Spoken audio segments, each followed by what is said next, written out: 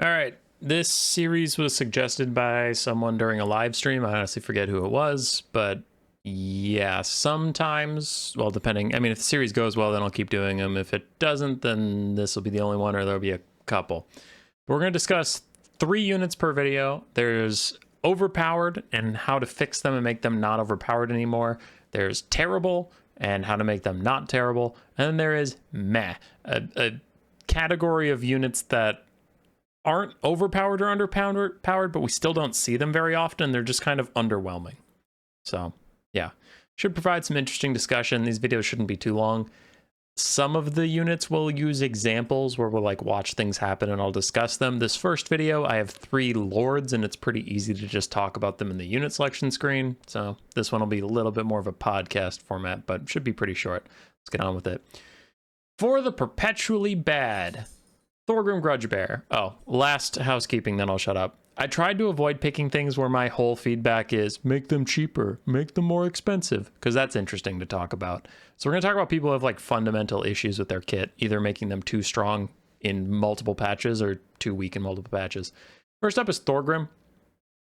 Thorgrim Grudgebear is pretty darn bad. He is the worst of the Dwarf Lords, I would say, overall, besides maybe just the Lord. But he's pretty terrible. He doesn't look that bad on paper. He's just asynergistic. So he has like all these melee attack and melee defense debuffs where it's like +8 melee attack for everyone immediately around him, 55-meter range. Just period. He gets 8 melee attack. Cool. High King gets everybody around him 8 more melee attack and 15% more weapon strength in a 50-meter range if he is in melee. Foe Seeker gives him vigor, I guess. Oath of Vengeance does give someone somewhere -24 melee defense. And then Stand Your Ground gives everyone around him in a 35-meter range melee defense and leadership. So he's clearly going for a theme of like the ultimate melee dwarf general. But there's a big problem. And there's a different way to say this where it's like the entire dwarf roster needs an overhaul to make them a melee faction and then Thorgrim would be fine. But the current iteration of the dwarf roster is usually a defensive box where they pick the melee units that take the longest to die, and then they pick their oppressively strong ranged units or their flying units that are also ranged units or their heavy artillery that are also ranged units, and they bombard their enemy to death. So having a melee based lord is pretty freaking underwhelming, and that's why you never see Thorgrim. And also his stuff doesn't buff a wide range. So how I would change Thorgrim to both help the dwarves get aggressive and to make him get picked more often rather than retooling the entire roster, I would have Thorgrim widely increase his area of effect for like High King. You could honestly steal the Dragon Horn from Imric and just have like a global 24 melee attack as he bum rushes them. But the problem is Thoric has that, and Thoric's going to be our next thing or whatever. But on his Anvil of Doom, he has the rune of something. I'm forgetting it right now. Where are you? Rune of Doom. There we go. So Thoric has the Rune of Doom, but he's next in our OP category, so bear with me. So Thorgrim should have like a thing that gives dwarves a bunch of charging power. So like honestly go the Gorbad route and give him like 50% weapon strength for something. I'm rambling, I'll focus for a second. So let's do Great Book of Grudges. Everyone around him +8 melee attack is fine. I would increase that range to like 100 meters. High King, that one I would have be the like Dragon Horn knockoff. Give everyone melee attack and a little bit of damage. Honestly, I would give them armor piercing damage, like just +10 or whatever. Not percent, just +10 armor piercing damage on a limited use cooldown based ability, right? But that would actually make your melee units deal damage, because percentages are worthless on things that don't do any damage. Like, oh nice, 10% of 1 is 1.1, right? Where it's like, okay, well, if your guy has, let's see, let's check out Longbeards. Longbeards have 32 weapon strength, 36 if they're Longbeards with great weapons. So give them like +10 damage. It's fine. Anyway, could make more dwarf armies aggressive and wide, which is kind of what you want, because like some of these AoE ones, their area is too small, but also if you just do constant AoE stuff, you're benefiting a blob, which is pretty boring and uninteractive. And dwarves already have a lot of incentives to blob, so if you're going to have Thorgrim do anything different, you got to make him make a wide army better. And then Oath of Vengeance minus melee defense, it's whatever, but dwarven melee attack is so pathetic and their damage is so pathetic. This has to be paired with a lot of stuff to even really matter. Again, all their damage comes from ranged. So I would have the Oath of Vengeance be net. So minus 24 melee defense is fine. But the problem is like if you have Chaos Knights or something charge into your Slayers, and then you pop Oath of Vengeance on them so their melee defense gets lowered, they're just going to walk away because you have the slowest roster in the game, so you have no agency. So the Oath of Vengeance should either have a net or a significant slow so that the melee defense can be utilized by whatever you're debuffing. I would cut Foe Seeker. Dwarven leadership is crazy high, and Thorgrim's he can't use the speed very well. The vigor is pretty whatever. But also if vigor is a problem, you can just take this limp asshole and just get infinite vigor perpetually. So Foe Seeker sucks. I would just get rid of that ability altogether. Standard Ground, not good for the Dwarven roster. I would cut it as well. So we reworked some of these other things. Like this is, the High King is going to be that offensive horn that's global. Oath of Vengeance now has a slow on it. I would replace one of these two abilities with some sort of significant melee dueling buff for Thorgrim himself. Give him, you know, significantly more weapon strength because his weapon strength is pretty pitiful. And then instead of Foe Seeker, I don't really know what you could replace that with. Probably just an AoE slow of like 20% or AoE. No, that could be better.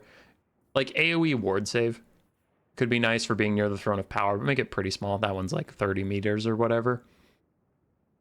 Okay, Standard Ground has an effect range of 35 meters, so maybe it's easier to just replace Standard Ground with an AoE ward save that you can pop on a cooldown, and then replace Foe Seeker with a melee buff of some kind. But that's how I'd rework Thorgrim. You just need a reason to take him and a reason to get out of the Dwarven box, because as long as all of your damage is going to be from ranged capacity, Thorgrim's useless. He buffs up your worst units. On to the OP, how to make an OP, a perpetually OP unit, weaker. I mean, Thoric Ironbrow has taken nerf after nerf after nerf after nerf, and you still see him in almost every dwarf game. He is insanely overpowered, and that's just because his kit is ridiculously broken.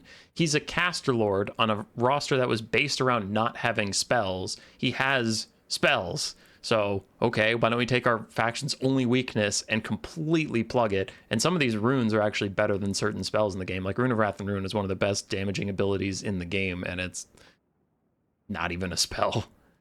And then he has a problem of all of his stuff is way too synergistic around blobbing around him. He has an AoE, immune to psychology, vigor regenerating aura that's been nerfed a couple times, and it's still on a lot of people, including mine's ban list for like, if this doesn't get nerfed again in the next patch, I am banning it from my tournaments. It's so disgustingly broken.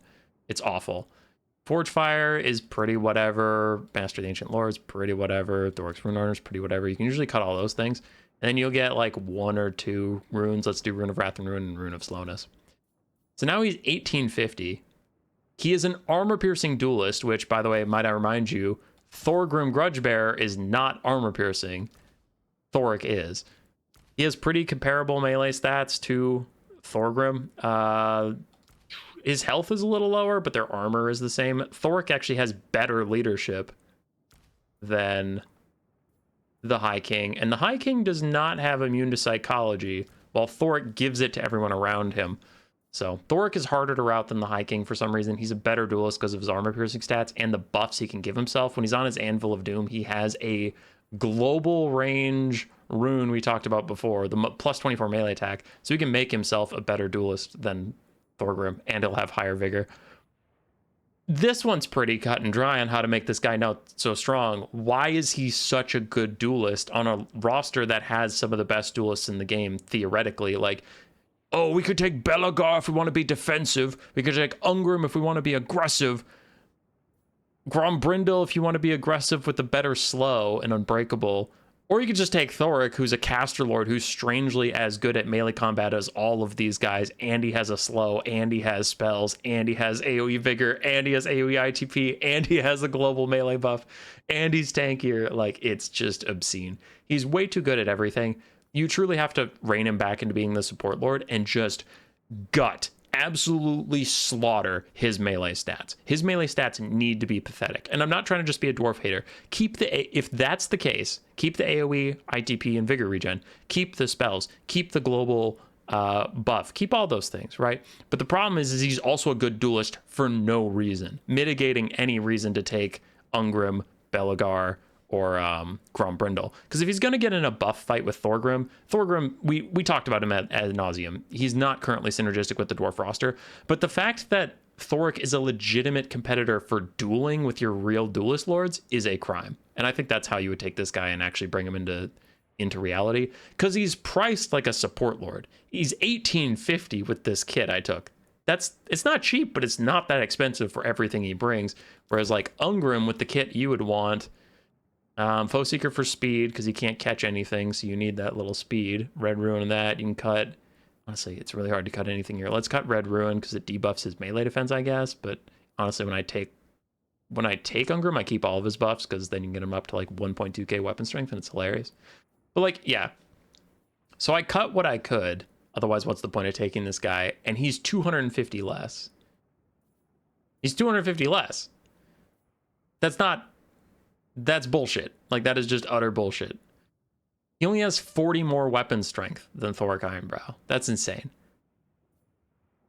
He has two more speed than Thoric, 1,000 less HP. Like, it's just insane. The cost comparison is not there at all. Thoric could be a lot more expensive, but I think, honestly, the better route would be just make him a frickin' support lord, for the love of God. And if you're going to take these stats and the melee stats away from him, don't also reduce his cost, because that's not the point. The point is he provides way too much for his cost points. If the cost point stays the same, don't move it. Just gut this fool in melee. He should not have armor-piercing weapon strength. Whoever decided that is insane. His weapon strength should be more like 350, 300 maybe. Melee attack, take that down to 40. Melee defense, take that down to 45. Like, I don't know. So, Thoric doesn't need melee stats at all. That's not supposed to be his niche. Give the other dwarf lords a reason to exist. All right, last thing is the meh category. Althanar's not a bad character. Before you go for it, like, is he the most overpowered character? No. Is he meta? No. But is he bad? Also no. I just don't see him taken, and this would be a suggestion to get him into more people's zeitgeist. In campaign, he can get taken because anybody's campaign is like half the reason you pick someone's campaign is their start location, so you can play high elves in a different spot than Ulthuan. Or like for Thoric versus Thorgrim, it's like some people want to start in Karak. But as a character, Althanar seems like someone with good intentions with poor execution. His buffs and debuffs are just weird. Like Dark in the Skies, buffs ranged reload skill. In an effect range of 35 meters. We'll get back to that. Slippery, speed and melee defense. Mislead, an unspottable cool summon. No complaints about it. Shadow Crown, speed and melee defense in an effect range of 55 meters. Stone of Midnight, 20% missile resist in an effect range of 55 meters. And then the Moon Bow, which is occasionally used artillery. What are we doing? Like, I understand. The point is, he has a lot of speed and melee defense and missile resist, so he helps the archers immediately around him. And immediately around him is the key, because those effect ranges are pretty pathetic on ultra unit size. Anyway, the guys around him run fast and they have high melee defense. No, they don't. 5 melee defense is nothing when the archers you're buffing up are supposed to be the Shadow Warriors. Oh boy, 22 up to 27. No, those guys are dying. They're dying instantaneously to anything that touches them. Shadow Warriors, 32 to 37. That's cute, but with only 30 armor and a low HP pool, again, that's not doing anything. So I get the idea behind it, and I get that the max behind it and like theory crafting, but in reality, this shit doesn't do anything. And Stone of Midnight, the missile resists okay, but again, the units you're theoretically buffing up have 30 armor. The missile resist isn't going to help them that much. They're still just going to take an insane amount of damage and die. So, no, that ain't working. What I think you should do is the Shadow Crown. It has shadow in the name. Just give everyone around him snipe. That should be fine. The range isn't that insane, so honestly, it's not like they could just walk up to your formation, shoot into your back line, and you still can't see them. It's like, yeah, they have to get close-ish. 180 range isn't nothing, but it's also not, like, crazy. I mean, Way Watchers are harder to deal with. So I would give the Shadow Crown, give everyone around him Snipe, which the fact that he doesn't have Snipe is also pretty insane. Leave Mislead as it is. Leave the Stone of Midnight as it is. That's fine. Like, if they're sniping, then your missile resistance is a little more okay. I just think the speed and melee defense is pretty whatever. Slippery, speed and melee defense for Althanar himself. Pass. It kind of makes him an okay-ish duelist, but that's not really what he does, unfortunately. So I would just change that entirely. Maybe give him Foe Seeker? I don't know. You could cut it entirely because he is pretty crazy expensive, so you could just cut out this ability. And I would change Darken the Skies to give weapon strength, not reload skill. Reload skill is cute, but it's not as important. The main thing with skirmish type units is you're not getting to fire as fast as possible. You usually get in position to get one critical shot and then you retreat. Because if you're firing as fast as possible, it means units are chasing you that you actually want to be shooting at, and either they're fast enough to catch you, light cavalry or whatever, in which case you're going to get 1, maybe 2 volleys off, and the reload skill isn't going to change how many volleys you get off in a desperate situation, or they're too slow to catch you, in which case you have all the time in the world to shoot, so this doesn't really matter. I would have Darkened the Skies increase damage, like range damage, by 25% or so, and then I would increase the effect range so that at least 2 Shadow Warriors standing side by side could get affected by it. Well, like literally side by side, they already can, because you could just have Althanar standing between them. But the reality of the situation is Althanar is going to be like busy. So I'd increase that effect range to like 65, 70 and have damage instead. Like I said, Mislead's fine. Shadow Crown we established should be Snipe for all nearby allies. Missile resistance is fine. And then the Moonbow, like they started it with Mother Ostankia. Where are you? She has that infinite Spirit Bear. I would honestly just take off the uses from the Moonbow and turn it infinite. And then if you do that one, there's 2 options. If you do that one, reduce its damage for sure. I'm not saying the current Moonbow should be infinite, but it's like the Moonbow isn't some magical thing he charges, fires, and then uses his normal bow. In the lore and stuff, the Moonbow is just the weapon he currently uses. So all of his arrows should do that damage.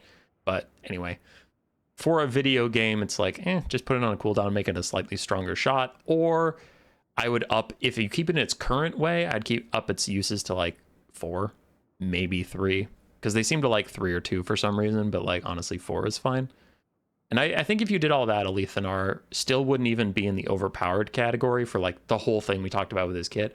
I think it'd be fine, because this dude, he's 1900 gold. So if you took all the stuff we just talked about, he's 1900.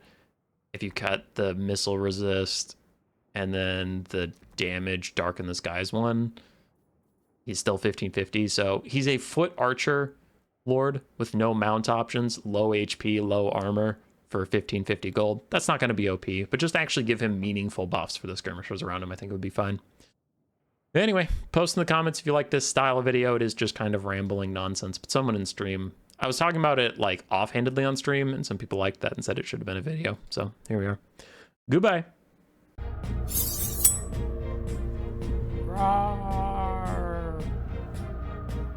Subscribe, yes.